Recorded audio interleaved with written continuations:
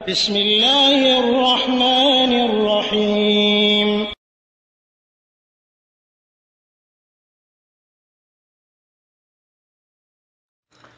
ওয়ালাইকুম আসসালাম ওয়া রাহমাতুল্লাহি ওয়া বারাকাতুহু।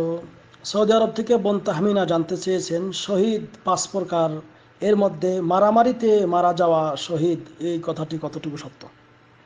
আলহামদুলিল্লাহ ওয়াসসালাতু ওয়াসসালামু আলা রাসূলিল্লাহ। সম্মানিত বোন, জি, সহিহ বুখারী মুসলিমে হাদিস বর্ণিত রয়েছে যে 5 প্রকার শহীদ, আশ-শুহাদা খামসা, তার মধ্যে একটি হলো আল মাতউন ওয়াল মাবতুন ওয়াল গরিক ওয়া সাহিবুল হাদম ওয়াশ শহীদ ফি সাবিলিল্লাহ। অর্থাৎ এই যে ব্যক্তি মহামারীতে মৃত্যুবরণ করে।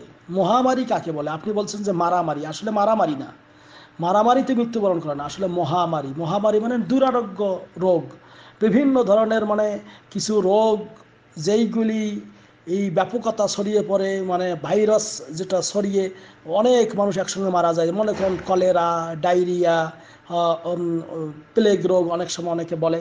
এ ধরনের রোগে কেউ মারা গেলে তাদেরকে শহীদ বলা হয়। তবে এর শর্ত হলো অবশ্যই যে কোনো প্রকার এই শহীদগুলি হলো তাদের অবশ্যই ঈমান থাকতে হবে, আল্লাহ রব্বুল আলমিনের প্রতি ঈমান থাকতে হবে, রাসূলের প্রতি ঈমান থাকতে হবে এবং ইবাদত বন্দেগী করে যেতে হবে, তাহলে। আচ্ছা, তারপর আর একটা হলো যে পেটের পীড়ায় মৃত্যুবরণ করে, পেটের পীড়া, কলেরা, ডায়রিয়া ইত্যাদি। আর মহামারী বলতে বিভিন্ন প্লেগ রোগ বোঝানো হয়ে থাকে আর কি। হ্যাঁ, বা ধবল রোগীর এরকম কিছু রোগ দেখা গেল। হ্যাঁ, বিভিন্ন ধরনের এই যে মাঝে মধ্যে আমাদের সমাজে নানান ধরনের রোগের কথা শোনা যায়, এইগুলি।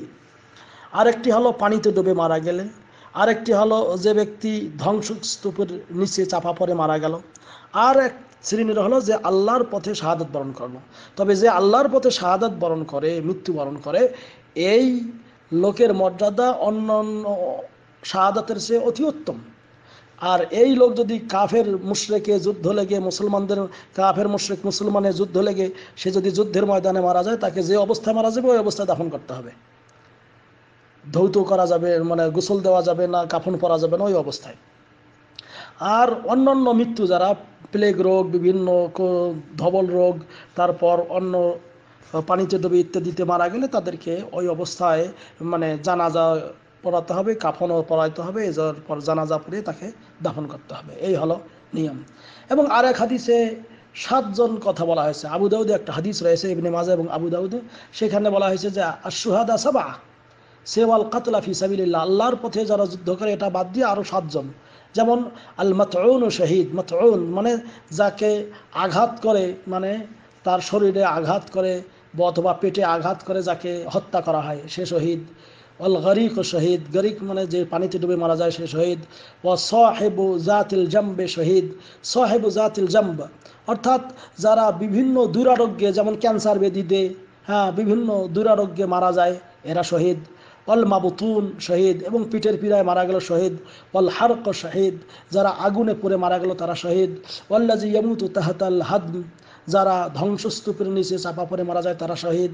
এবং ওয়াল মারআতু তামুতু বিজামইন শহীদ, আর যেই মহিলা তার বাচ্চা প্রসবের সময় মারা যায়, যার পেটে বাচ্চা আছে, সেও হলো শহীদ। এই 7 শ্রেণীর মানুষ হলো শহীদ। আল্লাহর কাছে দোয়া করি আল্লাহ আমাদেরকে শাহাদাতের মর্যাদা দান করে, বলুন আল্লাহুম্মা আমিন।